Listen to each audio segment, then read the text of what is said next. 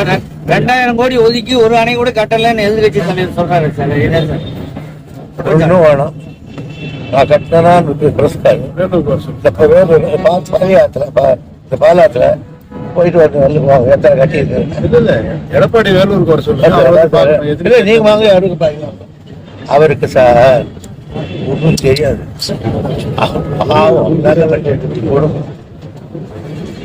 அந்தன் கால்வாய் திட்டம் செயல்படுத்தப்படுமா சார்? அது அப்படியே அறிவிப்போட அந்தன் கால்வாய் திட்டம் 100 கோடி செலவு பண்ணுறோம். எவ்வளோ சார்? 100 கோடி ரூபா ஃபர்ஸ்ட் 1 கோடி முடியாது. ஃபர்ஸ்ட் 100 கோடி 100 கோடி.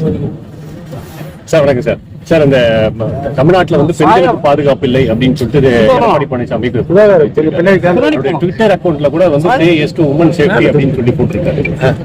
ஒரு இது சொல்லியிருக்காரு.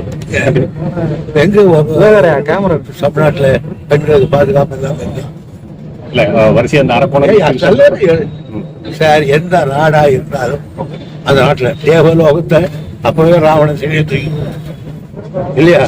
அப்பவே அந்த மகாபலிவர்கிட்ட போட்ட போய் எலி மாதிரி போய் போன மாதிரி போய் அது எங்கேயாவது துஷ்டங்கள் இல்லாத சமுதாயம் உலகத்துல எங்க கிடையாது.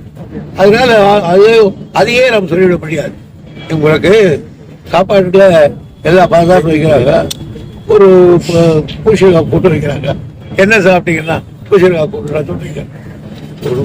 அது ஒரு இது. அதனால அதை எடுக்காம இருந்தா சர்க்கார் மேல் குற்றம் வரலாம். குற்றங்கள் நிகழ்வது சமுதாயத்தை, அதில் வளர்ந்த சமுதாயத்திலே அதிகம். ஆனால் அந்த குற்றங்களை கண்டுபிடித்து உடனுக்குடன் அதை தடுத்தால்தான் அது நல்ல அரசு. அந்த அரசு எங்க தளபதி அரசு. மணல் குவாரிகள் புதுசா ஏதாவது திறக்க அனுமதி சுற்றுச்சூழல் கொடுத்துருக்காங்களா சார்? கொடுத்துருக்காங்க. எத்தனை சார்? எத்தனை கொடுத்துருக்காங்க? நம்ம கொடுத்துருக்காங்க. அரக்கரமா அப்படின்னு கட்டிட பணிகள் பாதிக்குது இல்லையா? கட்டிட பணிகள் பாதிக்குது, கட்டுமான பணிகள் பாதிக்குது.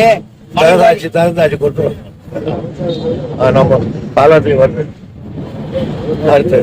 சார், அதே போல துப்பாக்கி கலாச்சாரத்தை ஒழிக்க திமுக அரசு என்ன செய்திருக்குதுன்னு எடப்பாடி பழனிசாமி பாமக நிர்வாகி சோழிங்கர்ல எங்க ஊர்ல எங்க ஆட்சியில வண்டி மேல ஏறி உட்கார்ந்து படுத்துக்கிட்டு டமா டமான்னு சுட்டானே தூத்துக்குடியில. அது திமுக ஆட்சியா? தண்ணி எதிர்க்க இங்க ரூட்ல டக்கு டக்கு சொல்லிட்டு ஓட்டிருப்பேன். பொதுமக்கள் லட்சக்கணக்கான பேர் தூங்கி அதுல எத்தனை பேர் இருந்தா அது போய் பார்த்தா அவர் ஆட்சியில் தான் நடக்குது. நான் தான் சொல்லுங்க சார், முடியாது அப்படி ஓட்டுற காலத்தில்.